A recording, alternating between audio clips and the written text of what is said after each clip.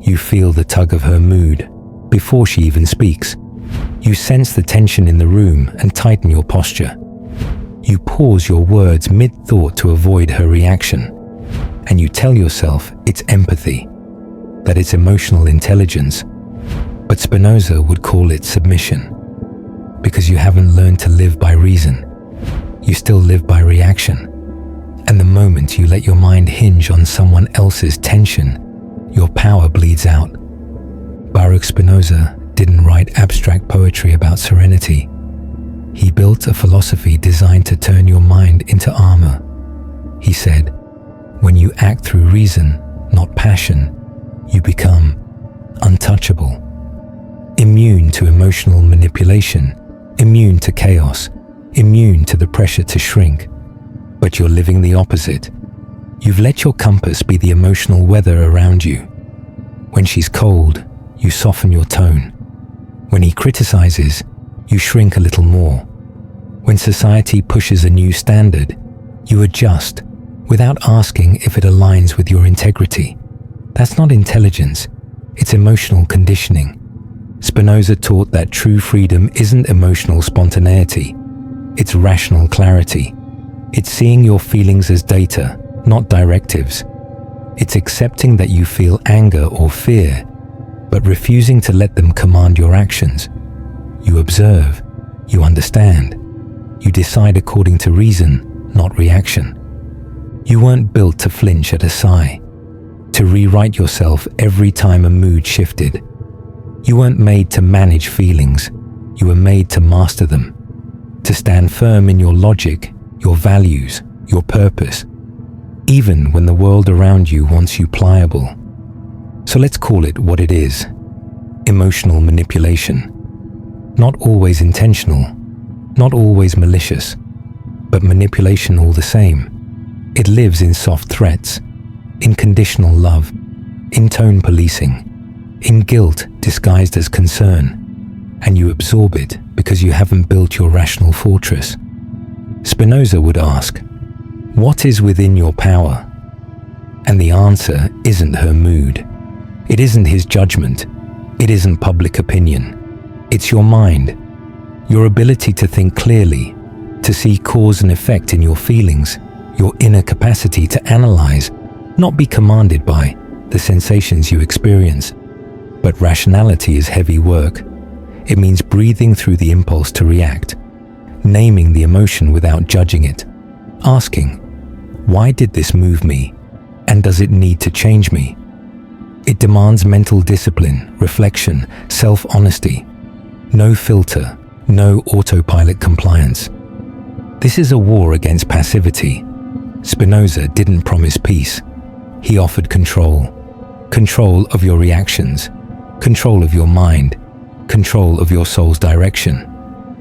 That's what makes you untouchable. If you don't build this clarity, you'll live every day buffeted by emotions that aren't yours. You'll be shaped by her dissatisfaction, his energy, society's noise. You'll exist in a fog of reaction, never in your own truth. You just need to feel guilt. That one emotion alone has toppled more men than war ever could. Not because guilt is wrong, but because you don't know who it belongs to. You've been conditioned to feel guilty for your instincts, for your ambition, for your silence, for your certainty, for your masculinity. And that is where Spinoza draws the line. He didn't deny emotion. He mapped it.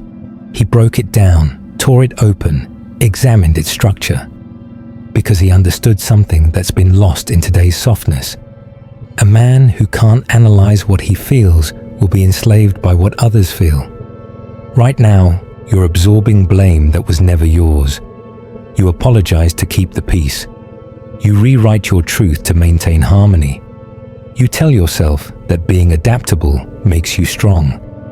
But adaptability without clarity, that's self-erasure. You're not adapting, you're dissolving. Every time you step back to avoid her reaction, you teach yourself that her mood defines your truth. Every time you mute your voice at work because someone might misinterpret your confidence, you confirm the lie that certainty is violence. Every time you make yourself emotionally available on demand, you betray your own emotional sovereignty. Spinoza's entire system revolved around one central point. The rational man does not react. He acts from understanding. He does not guess. He knows. Not from arrogance, from clarity. So let's put this into the life you're actually living. You're in a conversation with a woman, and she gets upset because you didn't respond the way she expected. Maybe you were quiet. Maybe you didn't emote enough. Maybe you didn't validate fast enough. So she pulls away. She gets cold. She tears up. And you panic. You lean forward. You reach for resolution. You override your gut instinct just to avoid conflict. Now multiply that by 1,000. This is how most modern men are trained. Not by laws, not by force, but by the pressure to be emotionally pleasing, not emotionally honest, pleasing. And you call that love? Spinoza would laugh. He'd call it what it is, bondage, not imposed, chosen. Because you've accepted that your value is measured by how little disturbance you create. But disturbance isn't evil, it's honest. It's what happens when a man chooses clarity over comfort. And if she can't sit with your clarity, that's not your burden. If she needs you to perform emotional dances to feel secure, that's not intimacy. It's manipulation dressed as vulnerability. You don't escape this by becoming cold. You escape this by becoming conscious. To walk Spinoza's path is to build your mind into a fortress, not a cage, not a bunker, a stronghold, one that lets emotion through, but never lets it steer. You want freedom? Then stop using your feelings as your compass. Use reason. And when that reason is clear, nothing can move you without your permission. Every time you lash out, you lose. Every time you collapse into silence, you lose. Every time you over-apologize to keep things calm, you lose. You didn't surrender because you were weak. You surrendered because you were untrained. And the world wants you that way. Because if you're always reacting, you're never choosing. If you're constantly flinching from emotional triggers, then your life is no longer yours. It belongs to whoever knows how to provoke you. She can cry. He can criticize. They can imply. And you bend. But Spinoza knew that emotion, when unchecked, becomes enslavement. Not because feelings are wrong, but because most people use them without ever understanding them. That's what separates you from the masses. You refuse to move without clarity. Look at your relationships. How much of your energy is spent tiptoeing? How often do you explain yourself just to calm her insecurity? How often do you soften a truth you know is right, just because the room got uncomfortable? You're not being wise. You're being manageable. And no man built for freedom should ever be manageable. Spinoza doesn't offer you comfort. He offers you structure. He gives you a lens to decode the chaos. He shows you the cause beneath every emotional storm. Because once you know the cause, you don't fear the reaction. You understand it. And once you understand it, you get to choose who you want to be. You don't become less emotional. You become emotionally sovereign. That means when she withdraws her affection to punish you, you don't chase. You breathe. You observe. You stay grounded in the reality that your worth isn't up for negotiation, that her disapproval isn't a mirror, it's a test. That means when the culture shames your directness, you don't shrink. You let the tension breathe. You let the silence sit. Because you know integrity is louder than comfort. This is where most men fail. They think logic is cold. That clarity kills connection. But that's because they've never seen what real masculinity looks like when it stands without trembling. Most of the emotions you call yours are echoes of someone else's expectation. Your sadness isn't always grief. It's guilt for being too much. Your fear isn't always danger. It's shame for being unpleasing. You want your power back? then stop moving at the speed of their approval. Start moving at the speed of reason. Because once you can feel without obeying, once you can observe without collapsing, once you can hear her disappointment without apologizing for being who you are, you become untouchable. And that's not philosophy, that's freedom.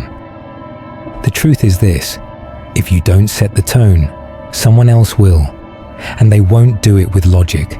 They'll do it with pressure, with tone shifts, with silence, with guilt.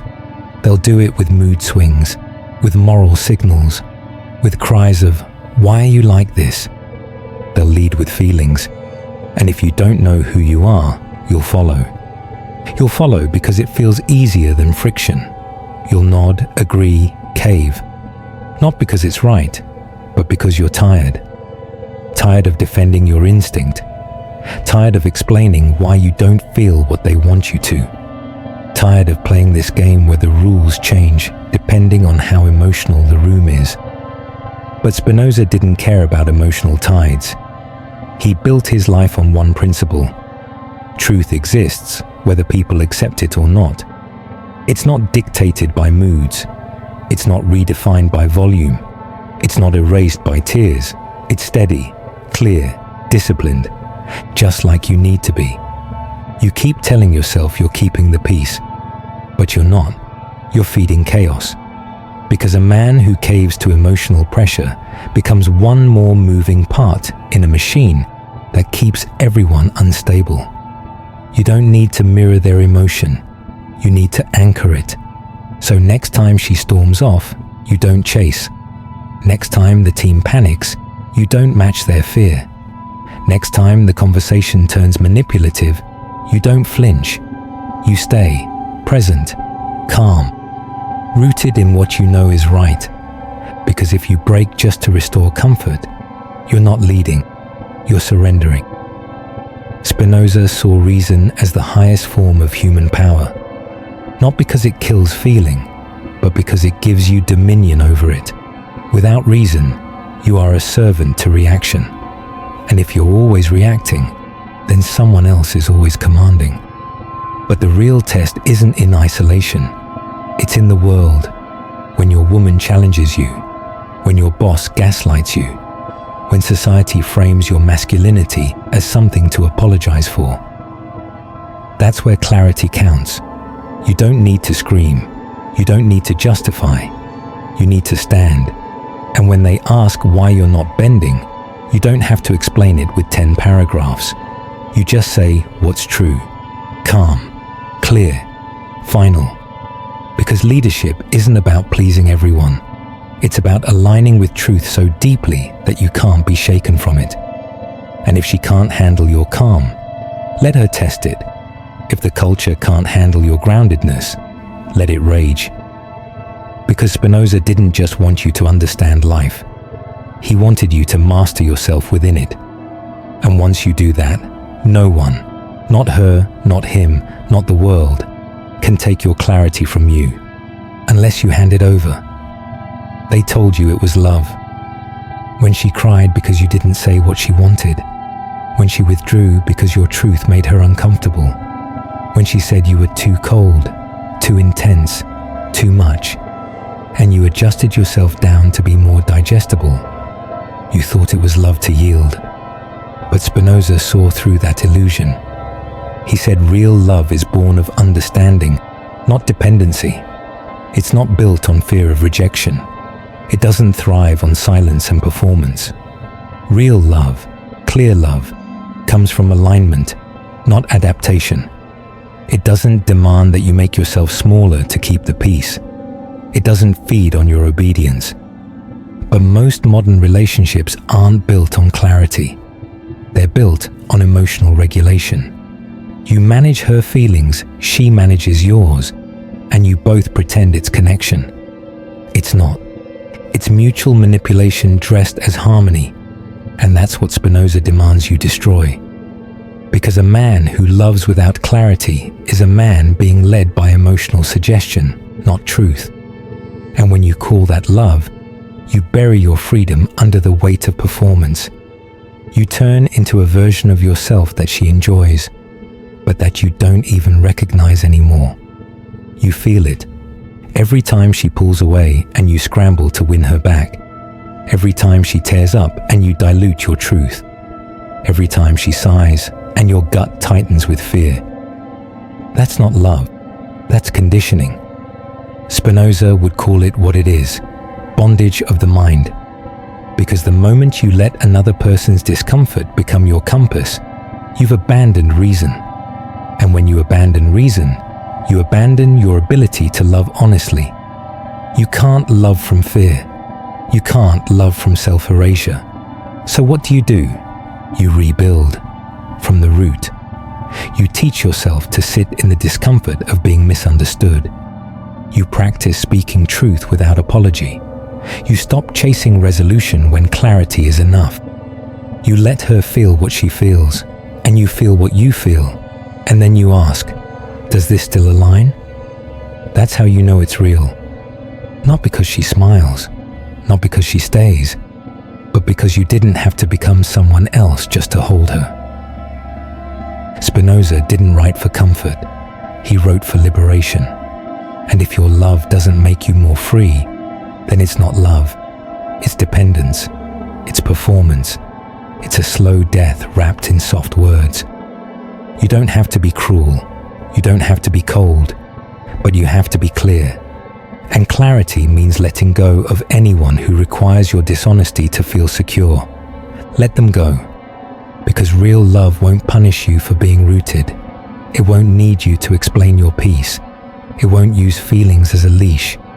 And until you reclaim that kind of love, you'll stay trapped in a cycle that looks like connection, but feels like quiet war.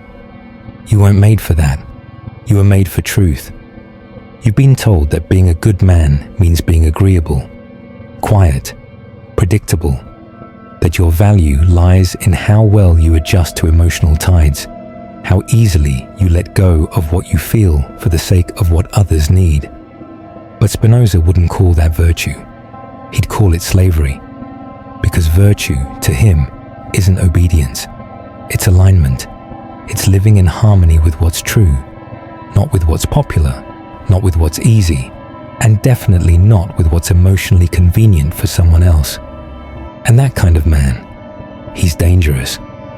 Because once you stop reacting, once you start thinking, once you stop being emotionally baited and start choosing from clarity, you're no longer manageable. And manageable men are the foundation of a soft society. You're not here to be liked. You're not here to be digestible. You're here to be aligned with your logic, with your values, with your path. And that means conflict will happen. Tension will rise. People will test you. Some will leave. Let them. Because their departure reveals what your submission was paying for. Every apology you made just to keep her close. Every lie you told yourself to keep things calm. Every time you diluted your purpose just to make your presence more tolerable. Those were transactions. You were trading clarity for company. But now you see it. And once you see it, you can't go back. Spinoza didn't offer a religion.